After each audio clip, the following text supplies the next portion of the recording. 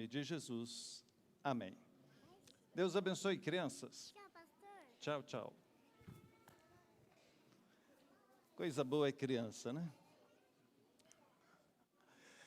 Boa noite, meus queridos. Graça e paz no Senhor Jesus. Abra sua Bíblia no Evangelho de Lucas.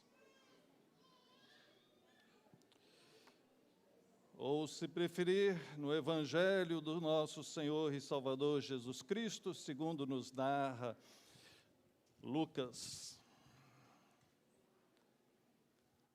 Capítulo de número 17, a partir do verso 11.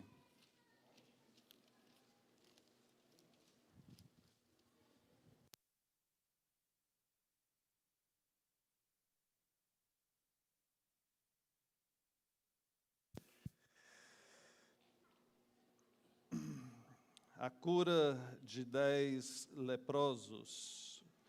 Lucas, capítulo 17, a partir do verso de número 11, nos diz assim a palavra do Senhor. De caminho para Jerusalém, passava Jesus pelo meio de Samaria e da Galileia. Ao entrar numa aldeia, saíram-lhe ao encontro 10 leprosos, que ficaram de longe e lhe gritaram, dizendo: Jesus, mestre, compadece-te de nós.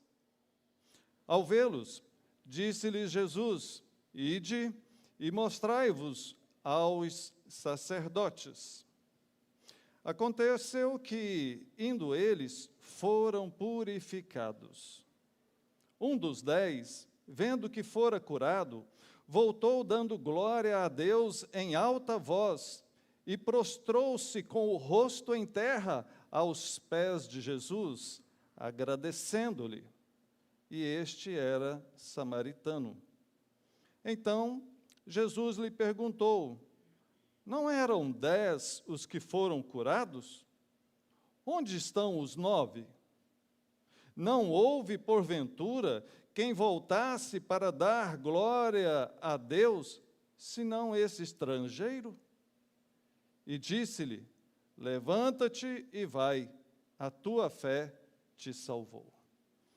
Que Deus nos abençoe, queridos. Esta passagem é fantástica e eu tenho falado com os irmãos a respeito de alguns temas importantes da nossa fé cristã. Domingo passado, nós falamos a respeito de salvação.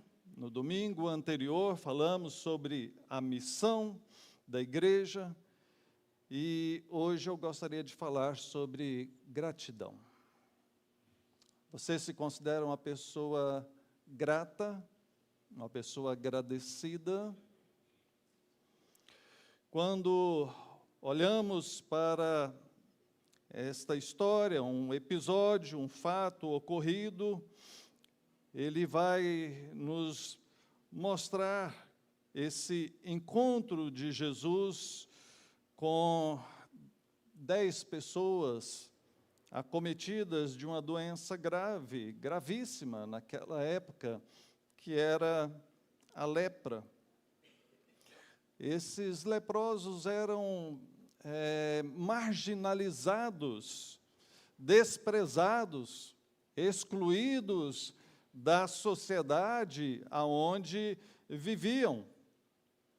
Eles não tinham o direito de sequer viver na sua própria casa junto com os seus familiares.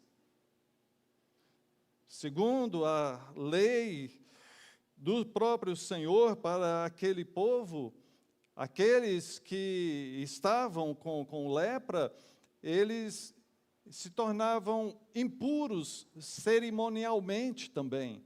Ou seja, eles não podiam ir aos locais de adoração junto com os demais e manifestar que seja a sua própria fé. Eles deviam andar usando roupas rasgadas, os cabelos sem pentear e gritando o tempo todo: impuro, impuro.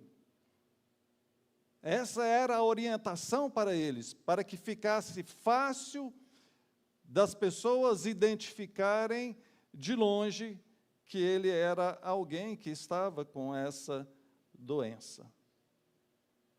Para aqueles que tinham lepra, naquela época, a busca da cura não era apenas a cura de uma doença, mas era a busca da dignidade, era a busca de poder retornar à sua vida normal, a busca de poder voltar para a sua casa, para junto dos seus queridos, a busca de poder até voltar à sua prática religiosa, à sua adoração comunitária. Entre tantos ensinamentos aqui, pensamos nessa questão da gratidão. 10 destes leprosos foram curados, mas só um deles teve a atitude de gratidão. Até nesta figura que eu coloquei aqui, mostra os outros 9 indo embora, todos felizes, porque foram curados.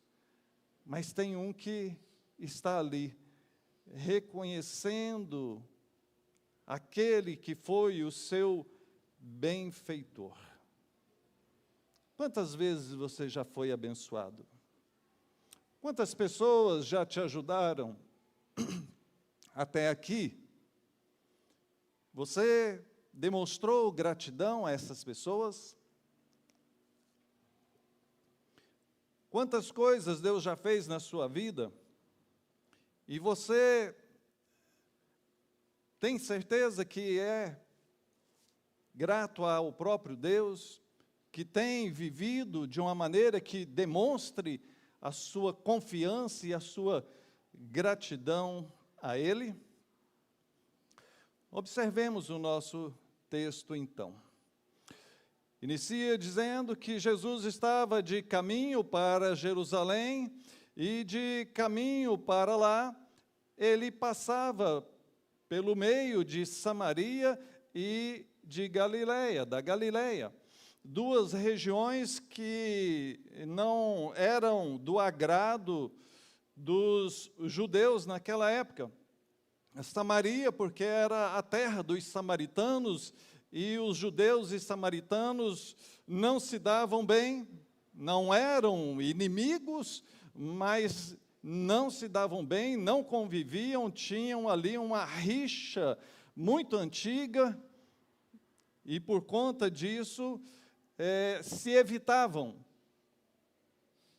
Jesus passa por ali, por aquela região, enquanto os demais judeus cortavam volta, e volta grande se fosse necessário, só para não passar no meio daquele povo, Jesus passa exatamente ali. Também a região da Galileia, que era uma região pobre, a Galileia dos gentios, aonde havia muitos gentios, ou seja, muitos daqueles que não eram dedicados à prática religiosa dos fariseus, um lugar onde vivia mais pessoas pobres, e por isso mesmo era desprezada por boa parte da sociedade judaica daquela época. Jesus vai e ele faz questão de passar justamente por esses lugares mais desprezados. E Jesus faz isso intencionalmente para poder abençoar aqueles que eram desfavorecidos. Sabe, queridos, com quem você procura andar? Quais são as amizades que você escolhe? Você procura estar junto de pessoas que podem te ajudar? Ou você também procura estar junto com pessoas que você pode ajudar? Poxa, pastor, eu sou uma pessoa pobre, eu sou uma pessoa necessitada, Sou eu quem preciso de ajuda? Eu diria que por mais simples, por mais pobre, por mais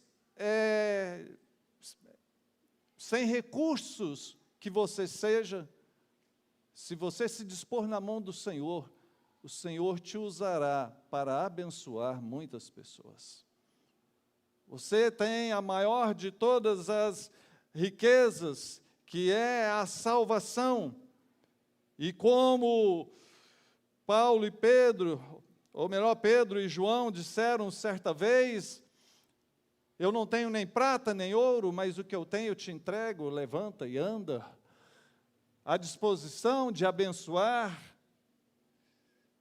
Mostra-nos na sequência do texto, verso de número 12, que então, ao entrar numa aldeia, e dá então essa ideia de que era um local pequeno, e ali, nesse local pequeno, retirado, isolado, estava ali um grupo de leprosos. Diz-nos o texto que eles, esse grupo, ao perceber que era Jesus, eles vão ao encontro dele.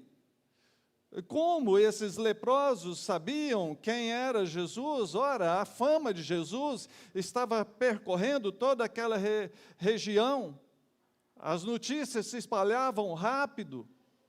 O Rabi da Galileia, é ele quem está fazendo milagres, é ele quem está pregando a multidões, é ele quem já fez isso, aquilo outro. E essas boas notícias eram suficientes para despertar pessoas a irem ao encontro dele. Quantos foram aqueles que não mediram esforços? Uma mulher hemorrágica, com dificuldades, vai ao encontro de Jesus. Um cego, sem condições talvez de se direcionar, vai ao encontro de Jesus. Um homem totalmente paralítico, é levado por seus amigos, descido pelo teto até a presença de Jesus. Não foi diferente com esse grupo aqui. Eles vão ao encontro do Senhor. Diz o texto que eram 10. Verso 13, eles ficaram de longe e gritaram ao Senhor. Ficaram de longe porque essa era a instrução deles, eles não podiam aproximar de ninguém. Uma doença contagiosa. Se eles tentassem aproximar, as pessoas seriam rudes, seriam agressivas com eles. Então, de longe ali, o suficiente para serem ouvidos, eles gritam, eles falam a Jesus: Jesus, mestre, compadece-te de nós. É um grito de socorro, é um grito de quem clama por misericórdia, por ajuda. Compadecer é ter empatia, é ter pena, é ter compaixão, é querer ajudar. Quantas vezes nós ignoramos aqueles que sofrem? Quantas vezes nós, por conta das agitações, das correrias do dia a dia, ou por conta das nossas próprias vaidades, das nossas distrações, nós deixamos de ajudar aqueles que precisam. Mestre, compadece-te de nós. Será que Jesus irá compadecer? Será que Jesus irá fazer de conta que não ouviu e passar direto? Bem sabemos que não, queridos, já conhecemos a história, mas é assim que às vezes nós agimos, mas não deveríamos. Precisamos ser misericordiosos e ouvir a voz de clamor, o pedido de socorro daqueles que às vezes estão bem próximos de nós. Diz o verso 14 que ao vê-los, Jesus então diz: ide e mostrai-vos aos sacerdotes. Jesus não estende muito a conversa, Jesus não pergunta, olha, quem são vocês, de onde vocês são, quanto tempo vocês estão aqui. Jesus já ordena, já manda que eles estejam indo até os sacerdotes. O que significa isso? Uma pessoa leprosa naquela época, quando ele, com a graça de Deus, viesse a obter ali a cura, ele precisaria ir até o sacerdote, porque era o sacerdote o encarregado de checar, de verificar ali se realmente houve uma cura. Então ele iria até lá, o sacerdote iria examinar, e ia ali dizer, olha, está curado, pode voltar para a sua casa, ou não, você ainda não está curado, você permanece em isolamento.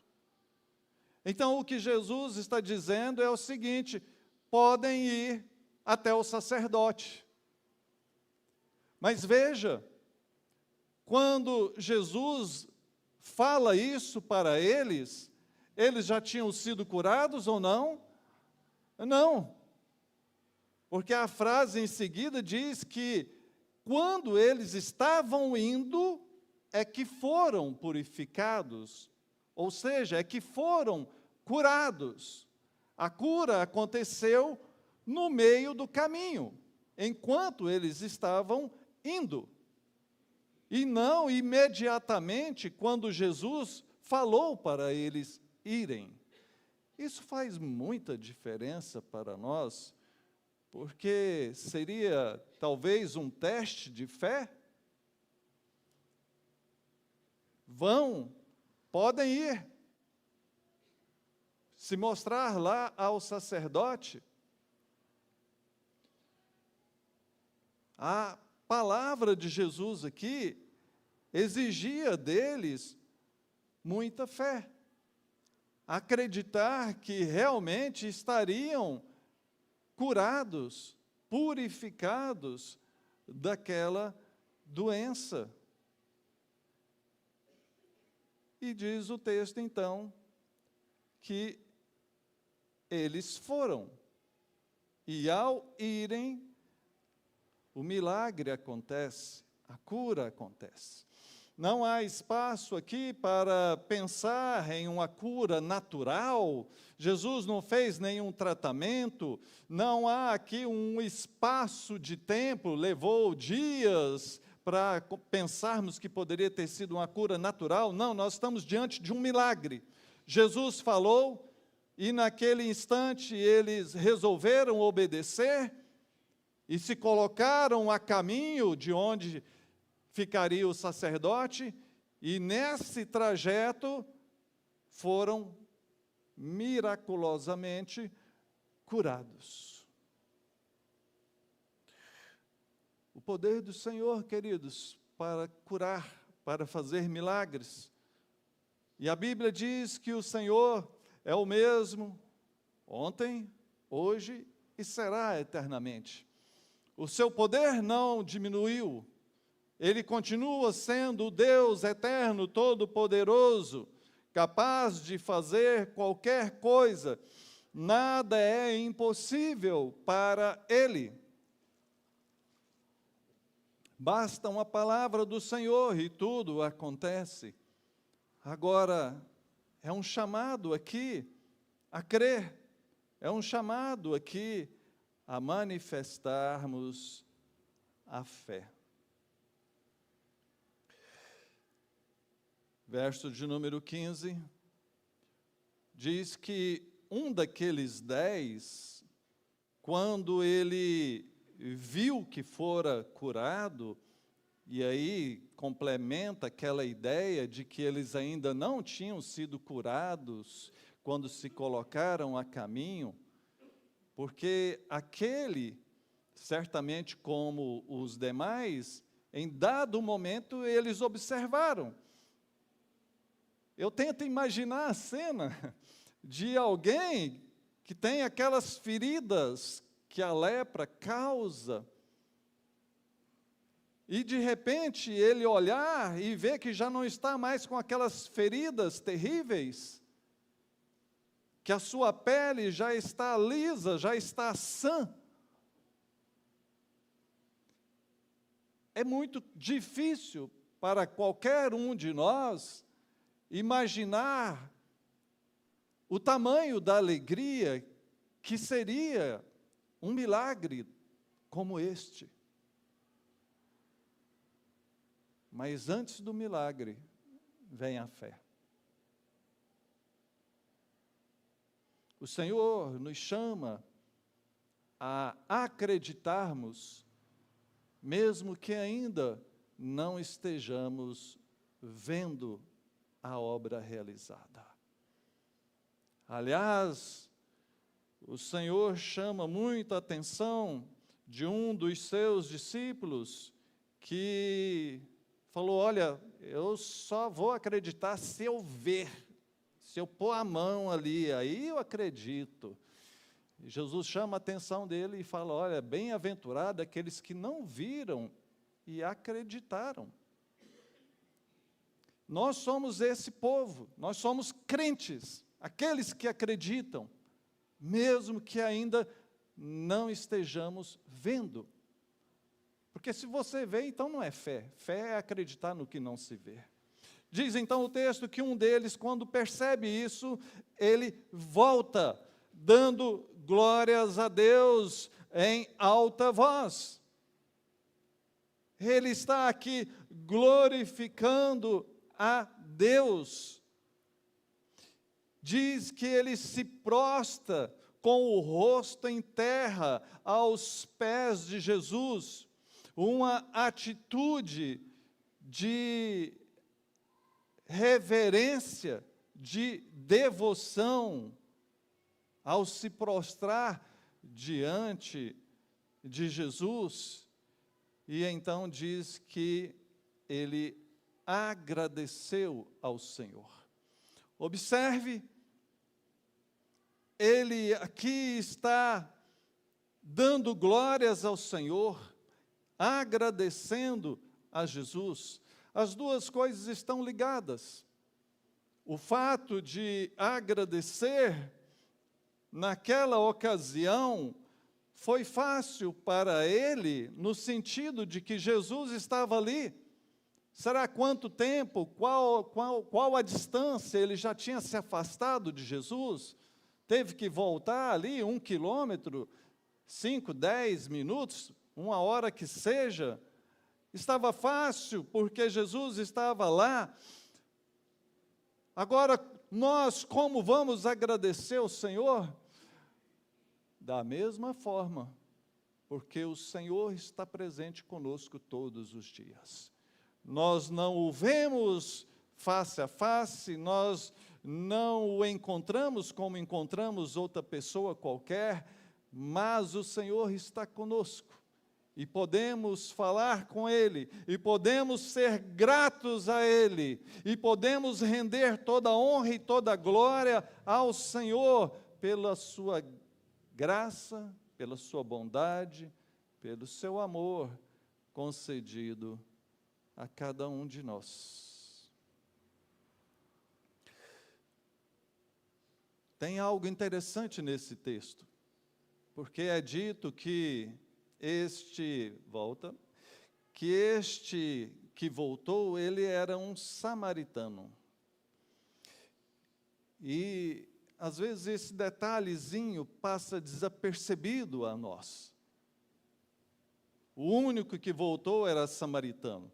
Talvez podemos voltar um pouco na história e pensar, bom, se este aqui era samaritano, e os outros 9 não eram samaritanos, então, como eles estavam juntos, sendo que os judeus e os samaritanos não se davam bem, não viviam juntos? Sabe, queridos, a desgraça, a miséria, o sofrimento é capaz de aproximar até mesmo as pessoas que não se dão bem. Você vai numa ala de hospital de doentes terminais, e ali não tem diferença entre ricos e pobres, entre brancos e negros. Você vai em um lugar, uma favela, um lugar de grande miséria, de grande sofrimento. Se você for lá naqueles lugares onde tivemos recentemente aquelas catástrofes, pessoas que perderam todas as suas casas, você verá que todos eles estão solidários, porque, volto a dizer, as perdas dessa vida, os sofrimentos dessa vida, nos tornam iguais. E muito cuidado, para você não se achar autossuficiente, para você não desprezar aquele que sofre, porque talvez amanhã possa ser você na mesma condição. A vida dá as suas voltas, e a Bíblia diz que aquele que se exaltar será humilhado. Não se irrite com os pecadores, não fique bravo, irritado, nervoso com aqueles que estão lá fora perdidos nas drogas, na prostituição, na violência, porque eles não conhecem a Deus. E deveriam ser alvos da nossa misericórdia e não da nossa crítica. Então, certamente, eles estavam juntos aqui, samaritanos e judeus ali, porque tinham algo em comum.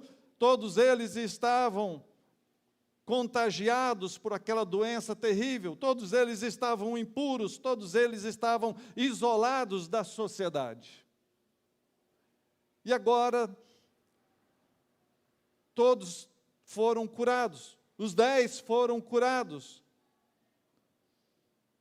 E aí, quando se volta ao status de anteriormente, parece que isso faz com que as pessoas esqueçam pelo que já passou. Não esqueça de onde o Senhor te tirou. Não esqueça do que o Senhor já fez por você. Não esqueça das pessoas que estenderam a mão quando você mais precisava. Talvez, e aqui eu digo talvez, porque já estamos entrando no campo da inferência, talvez aqueles 9 ali, na empolgação, na alegria do momento de estarem curados, primeira coisa que eles pensaram é o seguinte: vou voltar para minha casa, vou poder tomar um belo de um banho, vou poder dormir na minha cama, vou poder visitar fulano e ciclano, vou poder voltar para a minha vida normal. E na pressa, na ânsia de fazer isso, nem olharam para trás para, primeiramente, agradecer quem foi ali, aquele que teve compaixão deles. Eles clamaram por compaixão: Senhor, compadece-te de nós. Ele foi e se compadeceu e os abençoou. E agora, nem um muito obrigado recebe. Verso de número 17. Então Jesus conversa com aquele único que voltou ali para lhe agradecer. Jesus indaga ele, olha, mas não eram 10? Jesus sabe que era 10. Jesus está fazendo perguntas retóricas aqui, e Jesus faz isso com um sentido didático para os seus discípulos. Seus discípulos estavam ali junto deles. O texto não narra, mas os seus discípulos estavam ali junto dele. E Jesus quer ensiná-los. E por Jesus ensiná-los, esse texto ficou registrado. Lucas registra ele aqui.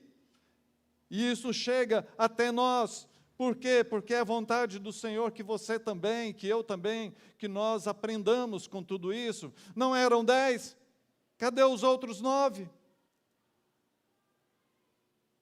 Jesus está preocupado com isso. Jesus se preocupa com a ingratidão. Jesus se preocupa com a indiferença, com a frieza da parte daqueles 9. Porventura, não houve quem voltasse para dar glória a Deus?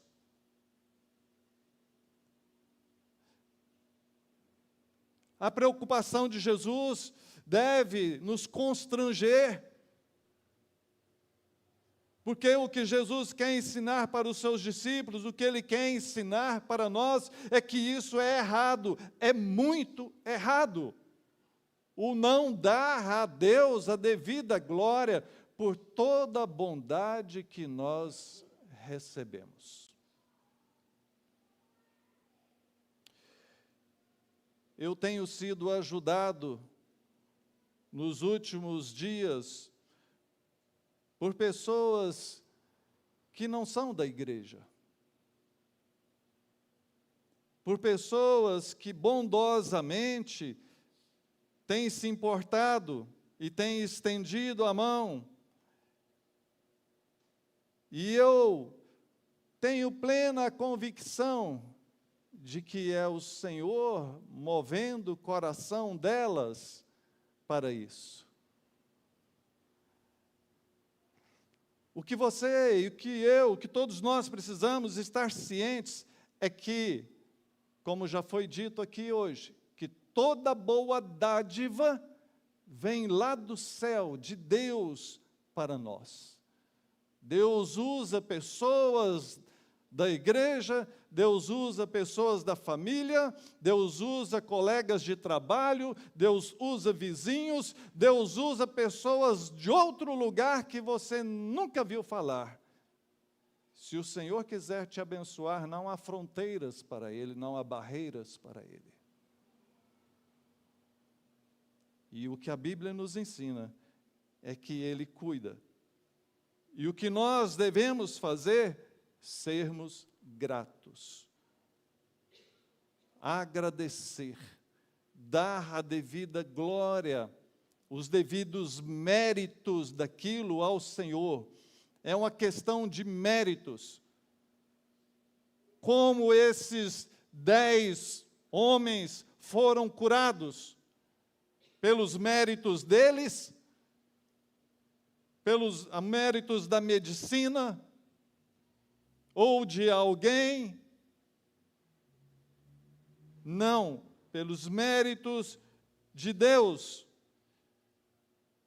E ainda que fosse através da medicina de pessoas ou de qualquer outra situação, ainda assim seria Deus agindo através dos meios ordinários para levar a bênção até você. Então, toda honra, toda glória seja dada sempre ao nosso Senhor.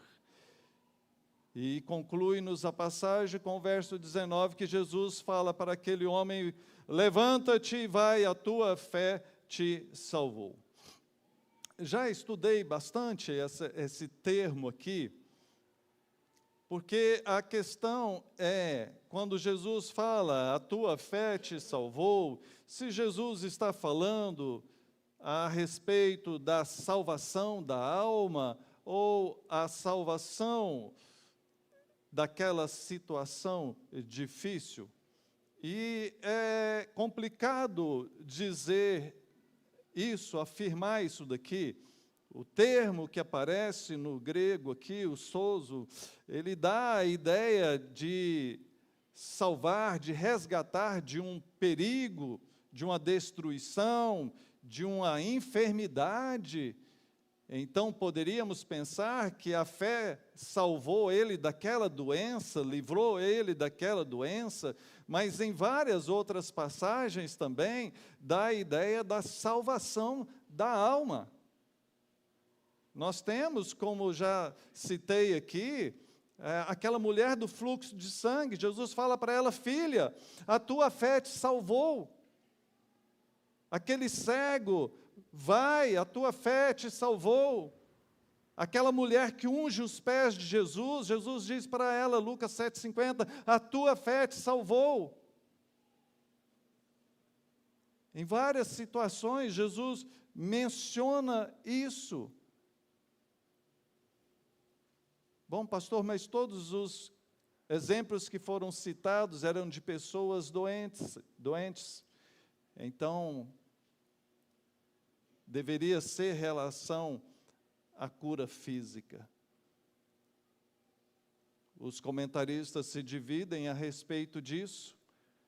Eu, particularmente, creio, posso estar errado, mas creio que Jesus não deseja salvar apenas de uma doença. Jesus não deseja apenas curar as nossas feridas físicas. De que adianta o homem ganhar o mundo inteiro e perder a sua alma?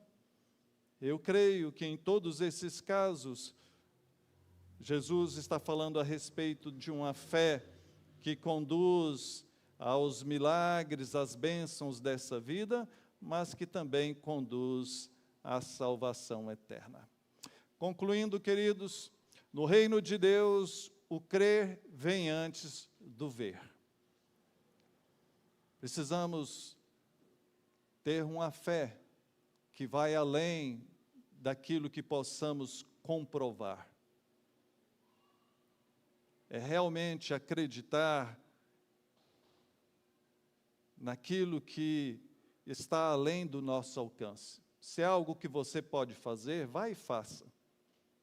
Se está fora do seu alcance, ore e confie no Senhor. A gratidão não é uma característica da maioria. Muitas pessoas são ingratas. Vivemos numa época de muito individualismo, de muita mesquinharia, como que eu poderia dizer? Preciso escolher as palavras para dizer isso, né?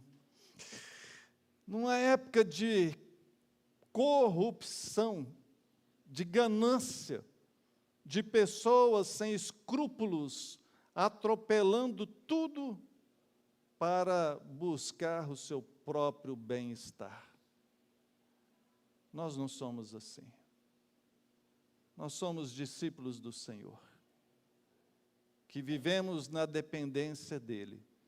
Se o Senhor der, se o Senhor curar, amém. Glória a Deus por isso. Se o Senhor não der, não curar, ainda assim Ele é Deus e glórias a Ele por isso. Em todo tempo, Deus é bom. Gratidão não pode ser só algo sentido, ela precisa ser demonstrada, ela precisa ser verbalizada, ela precisa ser autenticada pelos atos. Você precisa realmente, primeiro, no seu coração, ser grato. Não é algo fingido. Você realmente precisa ser grato. Trabalhe isso primeiramente no seu coração. Sonda o seu coração, eu sou realmente grato. Segundo, verbalize isso, fale. Se for para alguém, fale isso. Se for para Deus, fale isso. E terceiro, demonstre de maneira prática isso. Que não seja apenas palavras, que os seus atos venham comprovar que você realmente é uma pessoa grata. E por fim, A gratidão abre portas para bênçãos e milagres maiores. Sim, queridos, porque o Senhor, nesse texto aqui, não mandou que fosse atrás daqueles 9, olha, traz eles aqui também, para que eu também possa dizer para eles que a fé deles salvou. Eles se foram e Jesus se foi seguindo o seu caminho em outra parte. Mas esse que voltou, além daquela bênção, recebeu outra maior ainda. Assim acontece em nossas vidas. Quando você passar a viver e a fazer dessa vida com Deus algo diário, algo que não seja apenas num culto de domingo, de vez em quando, mas algo diário, um andar com Deus, você experimentará muitas outras bênçãos de Deus na sua vida. Que assim seja, em nome de Jesus. Vamos orar? Pai bendito, louvado seja o teu nome. Somos gratos, ó Deus, porque o Senhor se importa com nós. O Senhor é gracioso, o Senhor se compadece. Muito obrigado, ó Pai, porque quantas bênçãos, quantos livramentos o Senhor já nos deu. Muito obrigado. Toda honra, toda glória verdadeiramente pertencem ao Senhor, porque nós sabemos que não foi por nós ou por mão de outras pessoas, mas foi o Senhor agindo, movendo todas as coisas para o nosso bem. Então, bendito, louvado, engrandecido seja o Senhor, Pai. Te peço, Deus, que faça em cada um de nós, coloque em cada um de nós um coração agradecido, gratos ao Senhor, Pai. Que assim seja, em nome de Jesus. Amém. Amém. Quero chamar o João e a Marina, por favor. Nossos irmãos missionários.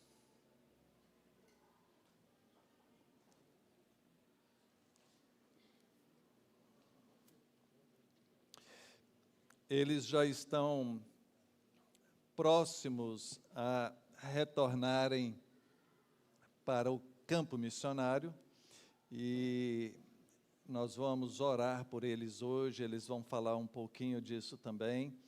E para aqueles que estão nos assistindo em casa, nós vamos encerrar a transmissão, porque, igual a igreja sabe, essas questões missionárias às vezes são faladas algumas coisas que não podem ficar no YouTube, nas redes sociais. Então, para você que nos assiste, que Deus te abençoe, que Deus esteja te conduzindo, te sustentando. Amém. Os irmãos podem encerrar a transmissão por hoje, então, e eu vou